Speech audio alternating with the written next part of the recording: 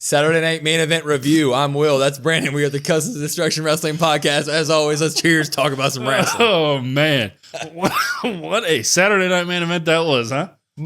Some ups, some downs, some in-betweens. Overall, though, pretty predictable. Yeah, pretty predictable show. We kind of expected that, given the fact that Royal Rumble is literally a week from today. A week from right now, we'll be talking about the winners and losers of the biggest event of the year, except for WrestleMania, of course. Yeah. So a lot of us expected not much to change between now and then, and not much change between now and then. We did start off the show, though, with Miss Rhea Ripley defending her title against Nia Jax, and I think that most of the internet was not happy about this thing, and we were kind of positive on the other note about it, and man, they showed out. Yeah. I would say match of the night, probably. During the introductions, they have the old Saturday Night Main Event intro microphones that hang down from the ceiling, and Lillian Garcia is doing a great job introducing the two challenger and the champion, and Nia Jax goes, nah, I'm done with that. Headbutts Rhea Ripley right away during the intros, and we were like, hell yeah, let's get this thing started, and they didn't stop. This match was fast, it was hard hitting, it was absolutely great, but Nia would headbutt right away, but Rhea would actually be the one that starts out hot. She'd end up throwing Nia out of the ring, she'd do a rolling senton off, she was doing all the good stuff. Off the apron, onto Nia, all the good stuff. Nia would respond, though. She does her new pop-up headbutt that she does to everybody. It's a great move, and Rhea eats it tonight. She'd go to the second turnbuckle right away with Rhea. Samoan drop off the second turnbuckle. That's kind of like her signature move, and it happened like 60 seconds in this match. I was like, damn, we're doing it this way. Rhea would eventually hit a code red on Nia, get a 1-2 ooh there, and Nia would respond with another Samoan drop, which was also great. And then she'd go the second rope again, but do a second rope leg drop to Rhea Ripley and respond with a 1-2 ooh there. So they both get the 1-2 oohs. Rhea would hit a power bomb on Nia, out of the corner, where Nia's up in the corner, and she pulls her off the corner, power bombs her. She would try to go for her prison lock submission move, but she couldn't quite get it in. And when that happened, Rhea would eventually just be like, screw this, toss Nia to the outside of the ring, climb to the top rope, and do a diving crossbody off the top rope to Nia on the outside of the ring. Rhea Ripley. Hell yeah. But we get back into the ring. Rhea would try to end it with a riptide. Nia would reverse the riptide, hit an annihilator on Rhea Ripley. But she kind of understands that this is Rhea Bloody Ripley, and one annihilator probably ain't going to do it. She'd go up for another annihilator, and you can see Rhea struggling to get up, but she gets up and puts Nia Jax in the electric chair. She drops it, picks her up, riptides her. 1, 2, 3, Rhea Ripley wins here. But Rhea Ripley defends her title successfully against Nia, but I thought this match exceeded expectations. I thought they were phenomenal. This is exactly what we need to see Rhea do after that long, drawn-out feud against Liv. I'm popping it. Yeah, I'm going to pop this as well. It was the first match of the night, and we're like, okay, we were trying to figure out, I guess, the match order. Like, how do you go? Where do you put things? And we found out this one was going first. This one was the perfect one to start the night. It was fast-paced. I really liked the pace of it. I think both of them looked strong. I was a little bit worried, especially in the beginning, of Rhea getting her stuff in and kind of dominating. And I thought, oh, no, wait a second. Please don't be a Rhea squash match over Nia, because that was my worry heading into this, is how strong can you make Nia look? Because we all knew that Nia was not going to win tonight. So it was, okay, well, let's make sure she gets her stuff in. They both showcased the stuff. Rhea kind of sold pretty well for Nia, I thought, which was really nice to see. Yes, she did. With Liv, at least, I don't feel like we got that. Nope. This was kind of even though I would say Rhea still looked pretty strong here, this was kind of a reminder of this is how good Rhea Ripley can be. Yes. In the ring. I also thought Nia Jax showcased, hey, her vast improvement year over year that we continue to talk about.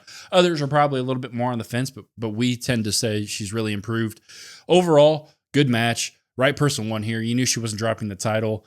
Now I assume Rhea's going to get the winner of the Women's Rumble. And Nia, I don't know where she goes. I was just about to ask that. So, Rhea and Nia, I think, exceeded expectations here. Put on a phenomenal match. Rhea gets the win as expected. But what's next for both of these two?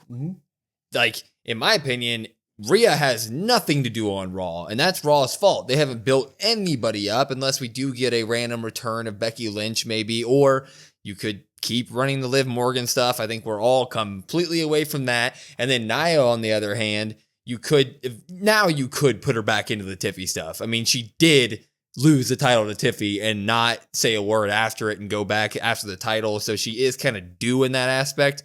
But I think they both kind of have clean slates. Yeah, I think they both have clean slates. Like I said, I think Rhea faces the winner of the Rumble. I think you have, I guess you have 3 favorites for the Rumble, but really 2 stick out to me in terms of Rhea. I think you either have Io or, to your credit, Bianca. I think that's probably what they do. I still don't think Bianca will get into that down the road, but she's got tag titles to defend. I think maybe that's the route Nia goes. I'm still hesitant on Nia going back to Tiffany. It makes sense storyline wise. It makes sense logically. Like, hey, I lost that, but I don't think they're going to do. I don't think they're going to do that. I think maybe after Mania, maybe they circle back around then for Nia and Tiffany, and maybe that's like a SummerSlam match. I just don't have any thought as to, or really any hope as to like she's going to go after Tiffany. So maybe she teams up with Candice LeRae. Maybe that's like a tag title match. Maybe her and Candice versus Naomi and Bianca.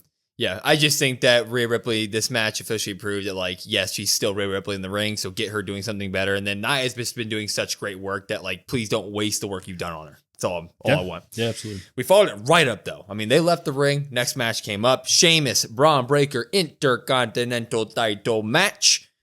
This was a good one. We all expected it to kind of be match of the night. I don't know if it lived up to that hype, but this was a Braun Breaker Sheamus hard-hitting match. As always, Braun would start hot, running the rope at how many miles an hour? 23. Would you look at that? You're better than Michael Cole. Sheamus would throw Braun over the barricade, though, into the timekeeper's area. He would like literally pick him up on his shoulder and just like toss him. Launch him. Yeah, just launch him. I don't know. But Sheamus starts beating up on Braun Breaker, and they rolled it back to the outside of the ring.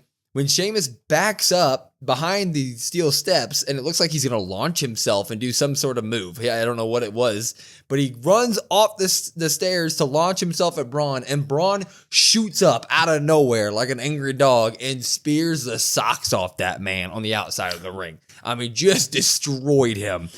It was a phenomenal spot. Please go watch it. Yeah, fantastic. We didn't get the apron clothesline to the announce table. We didn't get that tonight from Braun Breaker, but I thought that spot right there, okay, I'll take that. Yeah, we don't need the same thing every single time, right? It's cool. Spice it up a little bit. Spice it up a little bit, yeah. But eventually, after Braun gets a bunch of offense in, Sheamus would Hulk up. He's Sheamus. He likes to Hulk up. He'd get his high knees off, his 10 beats, all the good stuff. He'd give you the Celtic cross onto Braun Breaker. But Braun Breaker, he would come back. He did a top rope Frankensteiner, or Pat McAfee referred to it as the Breakensteiner. Mm-hmm. That might catch on. Who knows? Mm-hmm. But after he hits the Frankensteiner, Sheamus kind of rolls out of it, and he gets up all stumbly, and Braun's like, perfect time to spear this man. Bro kick though, bang, right to the face. 1-2, foot's on the rope. Smart Braun Breaker. Very sneakily. Sometimes they throw that rope, like that foot on the rope, super quick. Yeah, it was nice, perfectly timed. Yeah, it was like, and the ref has a slow count. It was like 1, 2. Foot on the rope. It was like, that's good stuff right there. But Sheamus would get up, and his ribs were still hurting him from the spear and the Frankensteiner, and the fact that he's, facing Braun Breaker. It probably hurts. But he goes for another bro kick, but he can't get his leg up. It's hurting him. His ribs are hurting him too much. And when that happens, Braun ducks a punch, runs the ropes, spears Sheamus, socks off once again. 1, 2, 3. Braun Breaker retains his Intercontinental title, as we all expected. This was a good match. I'm gonna pop it, and I'm not upset that Sheamus lost it. Like we said in our predictions, like a lot of people say, bigger moment, WrestleMania, that's gonna fit better. I'm okay with all this. Pop. Yeah, I think the biggest question out of this, I guess I'll work back to front here, is where does Sheamus go after this? Because I think we all agree that that's kind of universally what everybody wants to happen, but it's also like, how many matches can you give that guy without him having to prove something? So I think Sheamus is gonna have kind of a maybe not necessarily like a long way back, but he's going to have to earn his way back. Jesse Ventura was on commentary tonight. He started with Braun Breaker saying that he's a Steiner, so 2 + 2 = 5 for him. Yep. Thought that was nice. Thought that was funny. Yep. Jesse was great on commentary again. This wasn't the best match I've seen these two have. No. This was nothing to write home about. Thought it was solid. Kind of a little bit of like a clunkier finish compared to what we've seen from them, but it was fine. Hard hitting. Got the job done. It showed people why Braun Breaker is a star, is a future star, is going to be the guy, and still, gave credible stuff to Sheamus here moving forward. Since Braun Breaker got that title, we've kind of been in like there's a cloud around that IC title for months and months and months. It kind of feels like it's Sheamus, and then it's Ludwig, and it's those type. Butch is around the Intercontinental title. What's next for Braun Breaker? Do we see him fighting the same guys, or are we going to see some random new forces try to take his title? Yeah, I think we probably just end up getting some promos until Mania, realistically. I mean, I think maybe you might get something coming out of Rumble, and you might do a quick little feud. But, I mean, Kaiser's going after Penta. He's kind of made that known. So, Kaiser's out of the equation. Like I said, Sheamus, don't know how many more times he's going to continue to just get placed at the front of the line again. So, they might make a match or two here or there for him, just to kind of keep him fresh, keep him on screen. But I don't think it's going to be anything of substance until we get to Mania. Yeah, first off, I don't want to see Sheamus around him. You can even write Sheamus off. I've been very outspoken about how I want that to wait till Mania time. Personally, if you're not going to do Ludwig, because we've already seen that, I wouldn't mind Ludwig Penta kind of being the unofficial number one contendership, and then you can get a Penta versus Braun Breaker feud going in a month or so down the line. But I do need him to get away from this cloud of the normal suspects that we have in the IC title range. Just, change it up a little bit, right? They're all great people, but we've seen it. And this was one of those matches where it felt like we've seen it so many times that like it didn't blow our minds, because what else could you really do when you fight so many times in such a short span? So Braun Breaker's great. Give him some great other feuds. Yeah, the only reason I push back a little bit is because if Penta does that, like Penta's not winning that title. Right. Like, because Penta can't, because Sheamus is going to get it. So you can't put Penta in that. So good point. I don't know what he does. He probably fights, I don't know, somebody, like I said, a one-off here or there, or just a match, or maybe he does like an open challenge for a week or two. Yeah, he's been drafted at Raw. Why not? Let's do that. He's just going to have to be on screen, involved some way, somehow. But we've seen people not defend titles for a while. I think that's probably what we get. Yeah. Maybe you get a chamber match in terms of him versus somebody. I don't know. But yeah, who knows? I think the Rumble is where you find out what's next for Braun Breaker. Whatever happens to him in the Rumble. Yeah. Anyway, Heartbreak Kid Shawn Michaels in his home place, San Antonio, Texas. He comes out because he is the moderator of this contract signing between Mr. Cody Rhodes and Kevin Owens. He announces Kevin Owens as the challenger. He does not acknowledge him as a champion, even though both belts will be at stake at the Rumble. Cody Rhodes comes out, cool little thing. He climbs the ladder. They have ladders set out on the outside. We're just going to skip Kevin Owens, huh? I mean, he came out. You're not going to talk about Kevin Owens in his shirt, huh? Says Cody sucks eggs. Good Kevin Owens shirt. I like it. It's funny. But Cody Rhodes comes out, and there's like a ladder up front. He gets on top of it, and he woes on top of the ladder. Pretty cool. That's for you, Peanut. You love it. But HBK explains that his job here tonight, no matter what, is to have both of these men sign the contract. And Cody signs no problem. Cody's ready to fight. He's done talking. He signs immediately. But, of course, Kevin Owens, he gets the mic, and he says, you know what? Last night, Cody, you said something to me that I didn't like. You pissed me off. He says, you said I always take the easy way out, but you're a liar. You actually take the easy way out. In fact, when things got difficult here in WWE the first time you were here, you just left. So you know what? You're a big stupid head liar is basically what Kevin Owens was saying. And Cody comes back with the dad voice, man. And he's pissed. He just goes, enough. And everybody's like, damn, okay, shut up. Champ's talking. He goes, I don't want to hear you talk anymore. I'm done. He's like, basically, he doesn't say anything of meaningful of like substance. He just says, no one wants to hear you talk. We're here to see the contract signed. The time for talk is over. I want to fight you at WrestleMania. So sign the contract. And he yells that again. And KO ends up looking at him. He goes, you know what? At Rumble, I shut up everyone who says I am not the champ. When I win, everything you've gotten since coming back to the WWE, your pyro, your everything, Wheatley vodka, I don't know. He says everything. I'm taking it from you. And HBK looks over and he goes, he picks up the mic and goes, Kevin, you just sound kind of jealous. And Kevin's like, what did you just say to me? He starts talking to Shawn Michaels and HBK's like, you sound jealous. Like he's just talking like a bro at this point to him. And Kevin Owens like, of course you side with Cody. You know what? You're jealous that I made this title more relevant than you ever did. And he said when things got tough in the WWE in the past, you lost your smile. And he started making fun of HBK for that storyline years and years and years and years ago. And he goes, when I win the championship, Cody Rhodes, you're going to lose your smile next. And he says all that good stuff. And I'll make this title mean more than anyone ever has. And then he signs the contract and he shoves it at HBK's chest. And HBK calls for a ref to take the titles, and they both put their titles without hesitation. They both do it. They put their titles on the little title holder thing, and it raises into the sky. I guess it's just going to sit there till Royal it's going to be weird because, that's Rumble's not there. They got to take that from San Antonio to Indianapolis. Yeah, it's just going to be hanging above the rings, I guess, for a little bit. We're going to get to Indianapolis. We forgot it in Texas. Holy shit. But anyway, KO or HBK walks over to KO and tries to shake his hand, and obviously Kevin Owens doesn't shake it. So HBK turns around, offers it to Cody. Cody shakes, and when Cody shakes, Kevin Owens goes over and punches Cody Rhodes right in the mouth. And when he punches Cody Rhodes right in the mouth, HBK shoves Kevin Owens, and Kevin Owens is like, all right, I'm going to pile drive you into the mat, old man. And he goes to put HBK into a package pile driver, but Cody Rhodes super kicks him. And Kevin Owens kind of stumbles there for a minute, and you see Shawn Michaels all giddy. His hips are going. He's pumping up the band, basically. I mean, he can't get the leg up as much as he used to. Yeah, he's just kind of he's jittery. Yeah, he's just, Adrenaline. Mm-hmm. Sweet chin music to KO's face. And we walk away. Everybody's happy except for Kevin Owens. This was literally by the books, exactly what we thought was going to happen. And you know what? Fine. It was great. It was great in all aspects. I loved it. Pop. Yeah, I'm going to pop it as well. KO with another great shirt. Fantastic shirt. They got to start putting the shirt. They got to put that shirt on the shop. They do. I don't know if they will, but they have to.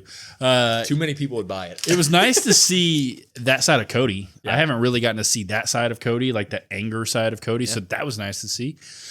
Like you said, pretty by the book, but still fun stuff. Nice to see HBK out there. Nice to see him give a little sweet chin music, and we just go on. And now I'm sitting here thinking to myself, like, man, I could see Cody potentially dropping that and going to Chamber. Maybe they run it back at Chamber.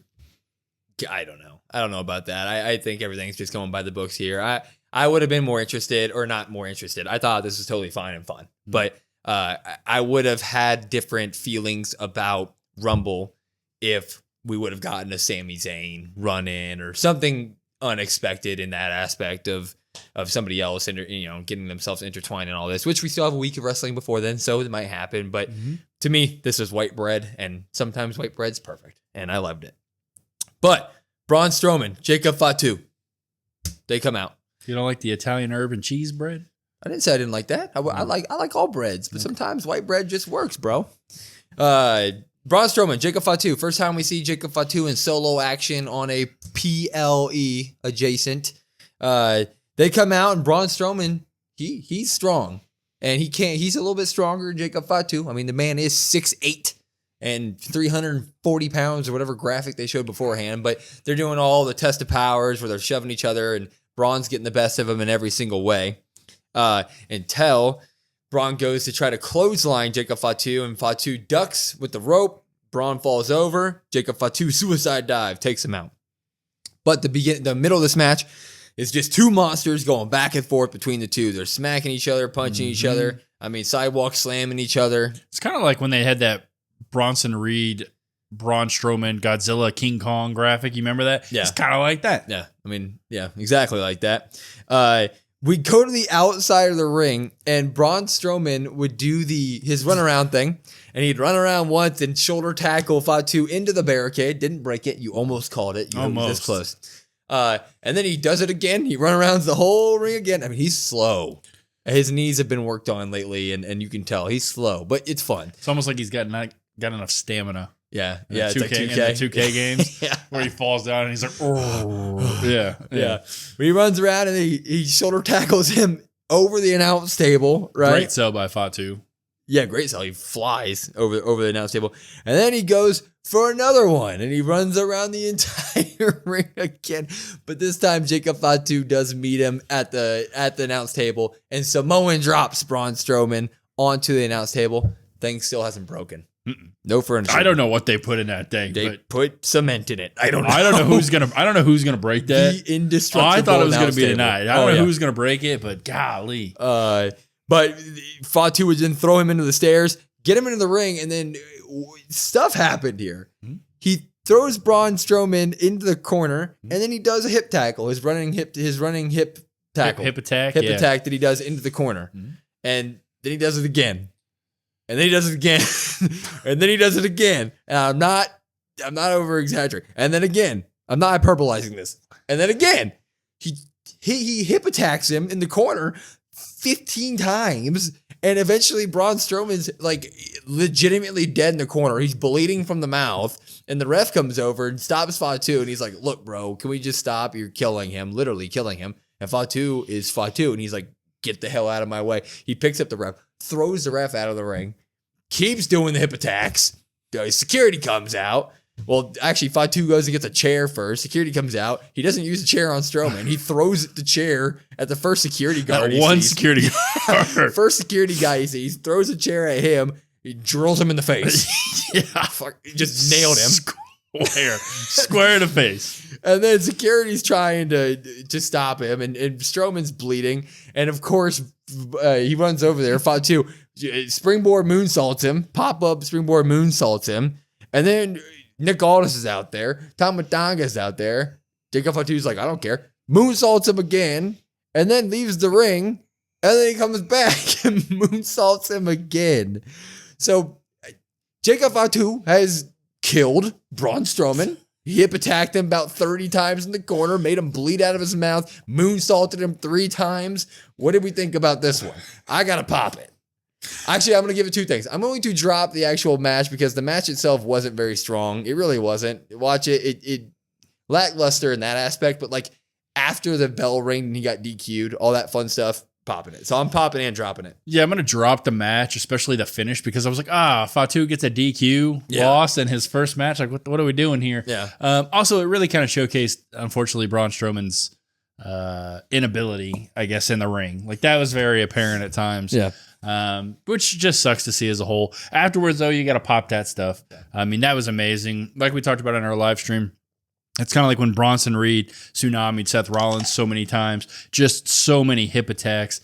I don't know how many capsules they gave Braun Strowman, but 15 hip attacks is just blood everywhere. Yeah. I mean, just running butt to the face, running hip to the face, just you're going to bleed everywhere. So that kind of made me laugh because I was like, oh, you can tell this is over the top. But it was awesome. It was great. The moonsaults after were fantastic. Fatu looked strong. They did everything they needed Fatu to do. He cut a nice promo before he went to the ring as well. Just overall good stuff. Yeah, I mean, the match itself was nothing to, the match itself was mediocre at best, but afterward, the whole goal was to make sure everybody knows Fatu is a killer in the ring. And what did he do? He killed Braun Strowman with the tribal cheeks. That's what we're calling it. He destroyed Braun Strowman. He made that man bleed all over the place. He moonsaults everybody. He was pushing Tama Tonga, his teammate, aside. He was pushing his general manager aside. What we took away from this is Jacob Fatu can't be controlled, and he's an absolute badass who will kill you. You did the job. You did the job. Looking forward to the rest. I guess he cannot be controlled, and neither can the cheeks. Tribal cheeks, baby. Tribal cheeks. But we get right back to it. Final match of the night. Quick one. Well, actually, it wasn't very quick because there were 15 commercials during this, which I do want to point out. Good Lord, man. The commercials were off the rails during this event. But Jey Uso, Gunther, Yeet. Is it Yeet time? That's what everybody was kind of convincing themselves throughout this week. They're talking themselves into it that maybe it is time for Jey Uso. Maybe it is time for Jey Uso. Saturday Night Main Event played it safe last time.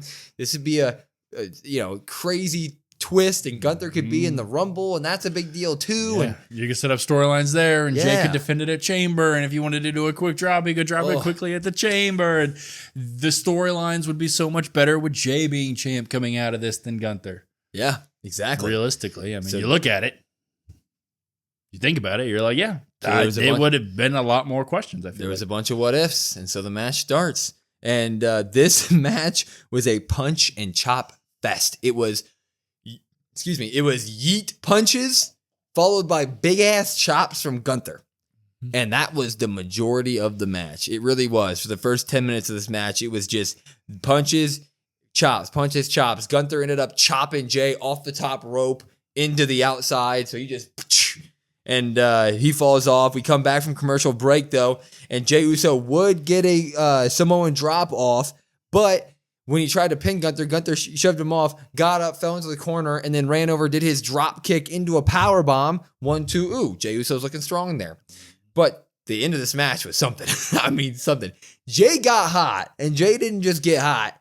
Jey got Hulkamania hot. I mean, We're not gonna do that. We're not gonna call it Hulkamania hot. That's disrespectful to Jey Uso. I was trying to say that's the hottest anybody can get in wrestling history. No, John Cena Super hot. Cena hot. Yeah, All right, there sorry, we go. Super Cena Jey hot. He hit a super kick on Gunther. 1-2 ooh, then got up, threw him in the corner, hip tackled him just like Jacob Fatu killed Braun Strowman with. And then he needed to do it like 10 more times. Yeah, he needed to do it 10 more times. But Jey Uso would then pull him out of the corner after that. He powerbombed Gunther. 1-2 ooh. Pick Gunther up. Spear Gunther. 1-2 ooh. Pick Gunther up. Spear Gunther. 1-2 ooh. Go to the top rope. Uso splash. 1-2 ooh. I mean, Gunther was kicking out of literally everything. And Gunther at this point is pissed. And so he eventually gets back up, reverses one of Jay's moves. I think Jey might have gone for another spear or something. But Gunther power bombs him once, quickly rolls him up, power bombs Jey again. 1, 2, 3, Gunther wins. Gunther wins with 2 power bombs after Jey Uso pulled off every finisher known to man. Gunther ate everything, kicked out of absolutely everything. Feels like Gunther's unstoppable. Kind of feels like Jey got screwed on this one. And because of that, I'm going to have to give it a down. I'm giving it a drop. The level of damage was just way too catawampus. Like, Jey did way too much. Catawampus. I like that. I'm dropping it. Yeah, I'm going to drop this as well. It kind of felt just flat at the end. Like, Jey gets so much momentum, and it's kind of the same feeling I guess we had with Jey when he was going on like the IC hunt and the King of the Ring hunt, and when is Jey going to get a singles title? When's he going to get those wins? It was the same thing here. Jey throws everything but the kitchen sink, and then it just doesn't matter. So yeah, Jey, is the most over, I would still say. The crowd still loves Jey. It's fantastic. He showed in this match, I thought, he has some improved ring ability. I thought he was really good. It really makes you question Jey as like a singles guy. Like, what's next for Jey? Like, Jey can't ever get a win on his own, I guess. He can never really elevate himself to that next level. At least myself, I never really fell under the impression that Jey was going to win tonight. I really thought Gunther was going to hold that. He's going to hold it till Mania. I've kind of come to terms with that, I would say. But as the week went on and people started talking about it, and you see how many people are behind Jey, and you're like, man, there's a real chance for Jey to get this. I'm believing it. The pop at the end, he hits the splash, he hits the spears, everybody's there. And it just really kind of falls flat because it's like, okay, well, what's next for Jey? I don't know that answer. What's next for Gunther? I guess Rumble winner, but it just feels weird because it's like, oh, we're getting the same thing again. You could have done something quick here. Something unexpected would have been nice. This had a really big chance to say, hey, anything can happen on Saturday Night Main Event. Look, we crowned a new champion. Even though some people might not like that, like, it gives you a reason to watch Saturday Night Main Event instead of just like a big overproduced like house show. I get everything you said, and you're completely right. For me personally, my only takeaway from the match that I didn't like was like, I love Gunther and I love Jey, and I like Gunther and I want his title reign to be better than it is so far. And I also want Jey to also get a bite of that apple eventually. But like, the level of distorted damage between the two of them feels way too ridiculous at that, the way the match ended. Like, Jey hit 2 spears, Uso splash, power bombs. I mean, he's spamming finishers like a video game and can't get Gunther pinned, but Gunther just 1 powerbomb, 2 powerbomb wins.